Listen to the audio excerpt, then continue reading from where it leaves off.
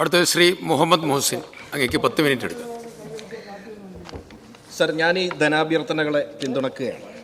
ആദ്യമേ രാജ്യം കണ്ട ഏറ്റവും വലിയ തട്ടിപ്പ് BJP സർക്കാരിൻ്റെ നേതൃത്വത്തിൽ നടത്തിയ പരീക്ഷയുമായി ബന്ധപ്പെട്ട് നടത്തിയ കുംഭകോണത്തെ അപലപിക്കുകയാണ്.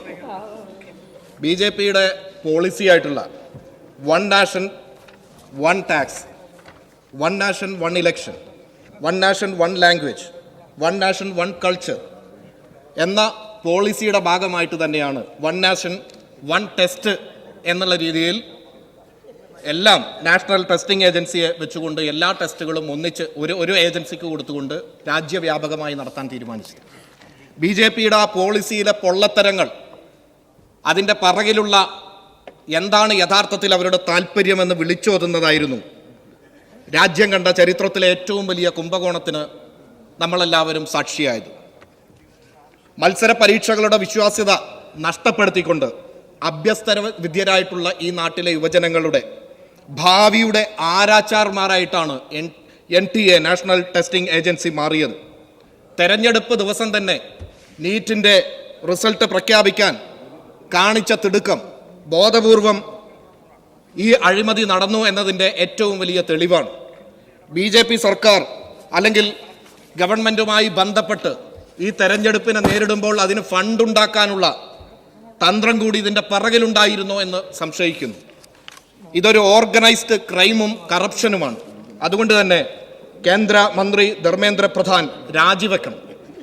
അതോടൊപ്പം തന്നെ 5,000 മുതൽ 50 ലക്ഷം വരെ ഡാർക്ക് നെറ്റിൽ ചോദ്യപേപ്പറുകൾ വിതരണം ചെയ്തുകൊണ്ട് ഇവർ നടത്തിയത് ഏറ്റവും വലിയ മാനസികമായ പ്രശ്നങ്ങളാണ് വിദ്യാർത്ഥികളെയും ഉദ്യോഗാർത്ഥികളെയും സംബന്ധിച്ചുണ്ടായിട്ടുള്ളത്. ഈ നീറ്റിൻ്റെ സമയമാണെങ്കിലും പ്രായത്തിൻ്റെ കാര്യത്തിൽ അല്ലെങ്കിൽ നെറ്റിൻ്റെ കാര്യത്തിലാണെങ്കിലും കരിയറുമായി ബന്ധപ്പെട്ട് ഏറ്റവും പ്രധാനപ്പെട്ട ഡിസിഷൻ മേക്ക് ചെയ്യേണ്ട സമയമാണ്. വിദ്യാർത്ഥികളെ സംബന്ധിച്ചിടത്തോളം ജീവിതത്തിലെ ഏറ്റവും വലിയ ആശങ്കയുള്ള സമയമാണ്. ആ സമയത്ത് നടക്കുന്ന അവരുടെ കരിയറിനെ എത്തിപ്പിടിക്കാനുള്ള ഒരു എക്സാം ഇത്തരത്തിൽ അഴിമതിയിലൂടെ അവരുടെ പ്രതീക്ഷകളെ ഇല്ലാതെയാക്കിയിരിക്കുകയാണ്. സർ, നെറ്റ് എന്ന് പറയുന്ന എക്സാം നമുക്കെല്ലാവർക്കും അറിയാം. ഒരു വിദ്യാർത്ഥിയെ സംബന്ധിച്ചിടത്തോളം PG കഴിഞ്ഞ് അതിനുശേഷം കരിയർ തിരഞ്ഞെടുക്കണം, തുടർ വിദ്യാഭ്യാസം അല്ലെങ്കിൽ കരിയർ, ഇത് തിരഞ്ഞെടുക്കാനുള്ള പ്രധാനപ്പെട്ട ഘട്ടമാണ്. ഞാനും എൻ്റെ PG കഴിഞ്ഞപ്പോൾ വല്ലാത്തൊരു മാനസിക സംഘർഷത്തിലൂടെ കടന്നുപോയൊരു സമയമാണ് ആ സമയം. വലിയ ഡിപ്രഷൻ്റെ ഒരു സമയമാണ്. ആ സമയത്താണ് നെറ്റിൻ്റെ പരീക്ഷ എഴുതുന്നത്. വളരെ കഷ്ടപ്പെട്ട് പ്രിപ്പയർ ചെയ്താണ് പരീക്ഷ എഴുതുക. അത് നെറ്റ് ക്വാളിഫൈഡ് ആയാൽ അല്ലെങ്കിൽ JRF കിട്ടിയാൽ തുടർന്ന് നമുക്ക് പഠിക്കാം. അങ്ങനെ പ്രതീക്ഷയോടുകൂടി പരീക്ഷ എഴുതി നെറ്റും JRFും കിട്ടിയ ഒരാളാണ് ഞാൻ. വല്ലാത്തൊരു മാനസിക സംഘർഷത്തിന് അറുതി വന്നത് അത് കിട്ടിയപ്പോഴാണ്. ഒരുപാട് പേര്, ഏതാണ്ട് 9 ലക്ഷത്തോളം ആളുകൾ ഇത്തരത്തിലുള്ള ആശങ്ക, ഇതിലും വലിയ ആശങ്കയിലൂടെ, കാരണം ജോലി വളരെ കുറഞ്ഞ ഒരു സമയം, തൊഴിലില്ലായ്മ ഏറ്റവും രൂക്ഷമായ സമയത്ത്, ആ കഷ്ടപ്പാടിൻ്റെ സമയത്ത് പരീക്ഷ എഴുതിയ 9 ലക്ഷം പേര് റിസൾട്ട് കാത്തിരിക്കുമ്പോഴാണ് അവർക്ക് ഈ പരീക്ഷ എഴുതിയത് വെറുതെ ആയിപ്പോയി എന്ന അവസ്ഥ വന്നത്. ജോലിയില്ലാതെ തുടർന്ന് പഠിക്കാനുള്ള ആശങ്കയിൽ നിൽക്കുന്ന അവരെയെല്ലാം വഴിയാധാരമാക്കി.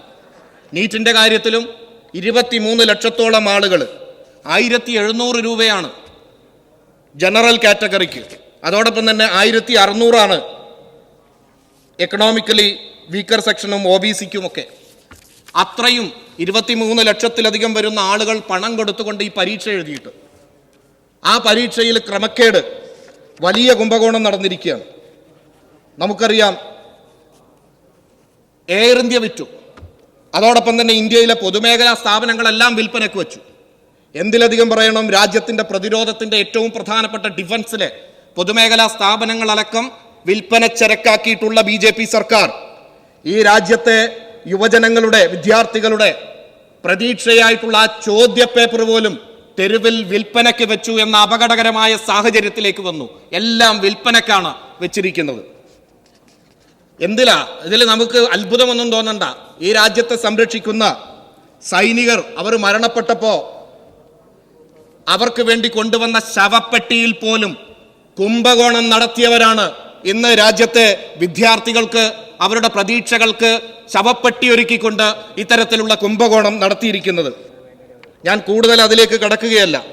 അതുകൊണ്ട് ഇതിനെ അപലപിക്കുകയും കേന്ദ്ര മന്ത്രി മാപ്പ് പറയുക മാത്രമല്ല രാജിവെക്കണം. BJP രാജ്യത്തോട് മാപ്പ് പറയണം. ചട്ടം 130 പ്രകാരം വളരെ വിശദമായി അത് ചർച്ച ചെയ്തുകൊണ്ട് ഞാൻ അതിലേക്ക് ഇനി കടക്കുന്നില്ല. നമ്മുടെ ഉന്നത വിദ്യാഭ്യാസ മേഖല വലിയ പരിവർത്തനത്തിൻ്റെ പാതയിലാണ്. നമുക്ക് അറിയാം, കേരളത്തിലെ 8 സർവകലാശാലകളും 359 കോളേജുകളും നാക്കിൻ്റെ അക്രഡിറ്റേഷൻ ലഭിച്ച സന്തോഷമുള്ള സമയത്താണ്. കേരള യൂണിവേഴ്സിറ്റിയും MG യൂണിവേഴ്സിറ്റിയും A++ കരസ്ഥമാക്കിയപ്പോൾ കാലിക്കറ്റ്, കൊച്ചിൻ, ശ്രീ ശങ്കരാചാര്യ യൂണിവേഴ്സിറ്റികൾ A+ കരസ്ഥമാക്കിക്കൊണ്ട് ദേശീയ തലത്തിൽ നമുക്ക് അഭിമാനകരമായ നേട്ടം ഉണ്ടാക്കി. കേരളത്തിലെ 21 കോളേജുകൾ A++ നേടിയിട്ടുണ്ട്. അഖിലേന്ത്യാ തലത്തിൽ 147 എണ്ണം മാത്രമാണ്. അതിൽ 21 കോളേജുകളും കേരളത്തിലാണ് എന്നത് നമുക്ക് അഭിമാനിക്കാം. ഉന്നത വിദ്യാഭ്യാസ വകുപ്പിൻ്റെ ചിട്ടയായ പ്രവർത്തനങ്ങൾ അതിൻ്റെ കാരണമാണ്. A+ നേടിയ 39 കോളേജുകളും A ഗ്രേഡ് നേടിയ 62 കോളേജുകളും ഉണ്ട്. ക്വാളിറ്റി വർദ്ധിപ്പിച്ചുകൊണ്ട് വിജ്ഞാന സമൂഹമായി കെട്ടിപ്പടുക്കാനുള്ള നിരന്തരമായ പ്രവർത്തനങ്ങൾ നടക്കുകയാണ്. അതിൻ്റെ ഭാഗമായിക്കൊണ്ട് കേന്ദ്ര പോളിസിയുടെ ഭാഗമായിട്ടാണെങ്കിൽ പോലും 4 ഇയർ പ്രോഗ്രാം ഇവിടെ ശ്രീ KT ജലീൽ അവർ ഇവിടെ പറഞ്ഞു, കേരളത്തിൻ്റെതായ രീതിയിലാണ് അത് നടപ്പിലാക്കുന്നത്. എന്നാൽ അതുമായി ബന്ധപ്പെട്ട ഒരു ചെറിയൊരു ആശങ്ക നിലനിൽക്കുന്നുണ്ട്. അത് മൈനർ കോഴ്സ് തിരഞ്ഞെടുക്കുന്നതുമായി ബന്ധപ്പെട്ടാണ്. അതായത് സബ്സിഡിയറി അല്ലെങ്കിൽ മൈനർ ഓപ്ഷണൽ കോഴ്സ് തിരഞ്ഞെടുക്കുമ്പോൾ സെയിം ഡിപ്പാർട്ട്മെൻറ്റിൽ നിന്ന് തിരഞ്ഞെടുക്കാൻ പറ്റില്ല എന്നുള്ളൊരു ഓപ്ഷൻ ഉണ്ട് എന്നാണ് പലരും പറയുന്നത്. അങ്ങനെയുള്ള ഒരു സാധ്യതയുണ്ടെങ്കിൽ സെയിം ഡിപ്പാർട്ട്മെൻറ്റിൽ തന്നെ എലക്റ്റീവ് കോഴ്സുകൾ അനുസൃതമായി വരികയാണെങ്കിൽ അത് തിരഞ്ഞെടുക്കാനുള്ള അവകാശം കൂടി കൊടുക്കണം എന്നാണ് എനിക്ക് പറയാനുള്ളത്. കാരണം അത് വലിയ ചർച്ചയ്ക്ക് വഴിവെക്കും. സെയിം സബ്ജക്റ്റുമായി ബന്ധപ്പെട്ട് സെയിം ഡിപ്പാർട്ട്മെൻറ്റ് വ്യത്യസ്തങ്ങളായ കോഴ്സുകൾ നൽകുന്നുണ്ടെങ്കിൽ അത് ഉൾപ്പെടുത്തണം എന്നാണ് എനിക്ക് പറയാനുള്ളത്. അതോടൊപ്പം മറ്റൊരു കാര്യം, ഇപ്പം നമുക്കറിയാം, നമ്മുടെ കേരളത്തിൽ കേന്ദ്ര സർക്കാർ സ്കോളർഷിപ്പുകളൊക്കെ വെട്ടിക്കുറക്കുമ്പോൾ കേരളത്തിൽ നമുക്ക് നവകേരള പോസ്റ്റ് ഡോക്ടറൽ ഫെലോഷിപ്പ്, മുഖ്യമന്ത്രിയുടെ പ്രതിഭാ സ്കോളർഷിപ്പ്, ഉന്നത വിദ്യാഭ്യാസ സ്കോളർഷിപ്പുകളൊക്കെ നിലനിൽക്കുകയാണ്. അത് കണ്ടിന്യൂ ചെയ്യണം ഈ വർഷവും എന്നാണ് എനിക്ക് പറയാനുള്ളത്. മറ്റൊരു പ്രധാനപ്പെട്ട കാര്യം, നമ്മുടെ വിദ്യാഭ്യാസ മേഖല കച്ചവടവൽക്കരിക്കപ്പെടുകയും അത് വല്ലാത്ത രീതിയിൽ പ്രൈവറ്റൈസ് ചെയ്യപ്പെടുകയും ഒക്കെ ചെയ്യുന്ന ഒരു ഘട്ടത്തിലാണ് നമ്മൾ നിൽക്കുന്നത്. നമ്മൾ ഇതിനെ അഡ്രസ്സ് ചെയ്യേണ്ടതുണ്ട്. കാരണം കേരളത്തിലെ വിദ്യാർത്ഥികൾ പുറത്തു പോയിട്ട് പഠിക്കുകയാണ്. ഈ 2023, 2022, 2023 കാലഘട്ടത്തിൽ ഇന്ത്യയിലെ നിയമസഭകൾ പാസ്സാക്കിയ ബില്ലുകൾ അതിലേറ്റവും കൂടുതൽ വിദ്യാഭ്യാസ മേഖലയിലാണ്. അത് പ്രൈവറ്റ് സർവകലാശാലകൾ, വിദേശ സർവകലാശാലകൾ വരുന്നതുമായി ബന്ധപ്പെട്ടാണ്. തമിഴ്നാട്ടിൽ മാത്രം 6 ഗ്രീൻഫീൽഡ് യൂണിവേഴ്സിറ്റികൾ 2022 അംഗീകാരം നൽകി. 100 ഏക്കർ ഭൂമിയും 50 കോടി ഡെപ്പോസിറ്റും ഉണ്ടെങ്കിൽ ആർക്കും തുടങ്ങാൻ കഴിയുന്ന രീതിയിലേക്ക്, സ്ഥാപനങ്ങൾ തുടങ്ങാൻ കഴിയുന്ന രീതിയിലേക്ക് മാറി. കോഴ്സും ഫീസും അവർക്ക് തീരുമാനിക്കാൻ പറ്റുന്ന രീതിയിലാണ് തമിഴ്നാട്ടിൽ അത്തരത്തിലുള്ളൊരു തീരുമാനം എടുത്തിരിക്കുന്നത്. 31 പുതിയ അത്തരത്തിലുള്ള കോളേജുകളും തമിഴ്നാട്ടിൽ ആരംഭിച്ചു. അതുപോലെ ആന്ധ്രാപ്രദേശ്, ഛത്തീസ്ഗഡ്, ഗോവ അടക്കമുള്ള വിവിധ സംസ്ഥാനങ്ങളിൽ ഇത്തരത്തിലുള്ള നിരവധി കോളേജുകൾ വന്നുകൊണ്ടിരിക്കുകയാണ്.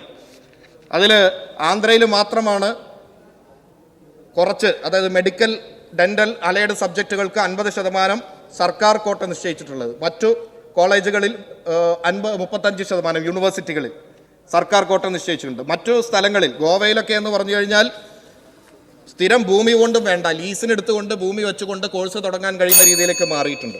തെലങ്കാനയിലെ ബ്രൗൺഫീൽഡ് യൂണിവേഴ്സിറ്റിയും ഗ്രീൻഫീൽഡ് യൂണിവേഴ്സിറ്റികളും ആയിട്ട് ബന്ധപ്പെട്ടുള്ള അത് നടത്താനുള്ള വലിയ പ്രവർത്തനങ്ങൾ, നിയമനിർമ്മാണം നടന്നു. അതിൽ ഗ്രീൻഫീൽഡ് യൂണിവേഴ്സിറ്റിയിൽ യാതൊരു റിസർവേഷനും വേണ്ട, മറ്റൊന്നും വേണ്ട, പൂർണ്ണമായി മാനേജ്മെൻറ്റിന് തീരുമാനിക്കാം. ഞാനിത് പറഞ്ഞു വന്നത്, ഈ കേരളത്തിന് ഇതിനെ റെസ്പോണ്ട് ചെയ്യാൻ പറ്റുന്ന രീതിയിലേക്ക് നമ്മൾ പോയില്ലെങ്കിൽ വരാനിരിക്കുന്ന നാളുകളിൽ നമ്മുടെ കുട്ടികളെ വലിയ ഫീസ് കൊടുത്ത് പുറത്ത് പഠിക്കുന്ന രീതിയിലേക്ക് മാറും.